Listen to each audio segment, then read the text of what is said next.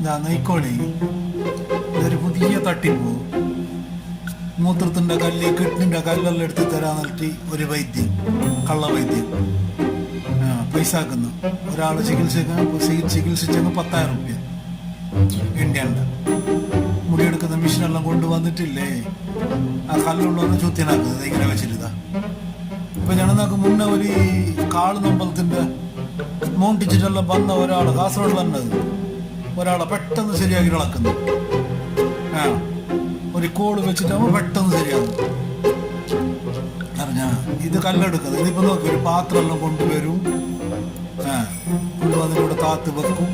അപ്പോൾ അവിടെ ഈ ബുദ്ധിയും വിവരമുള്ള ആരും ഇല്ലേ ആ ചുറ്റുവട്ടത്ത്. പാത്രം കൊണ്ടുവന്നു നോക്കി, കൈൻ്റെ ഇടയിൽ ഇറക്കി വെച്ചിട്ടുണ്ട് 4 കല്ല്. ചെറിയ അങ്ങനെ മൂത്രക്കല്ല് അങ്ങനെ ഉണ്ട്, അങ്ങനെ തന്നെ 4 കല്ലുണ്ട് ആ കൈൻ്റെ ഇടയിൽ.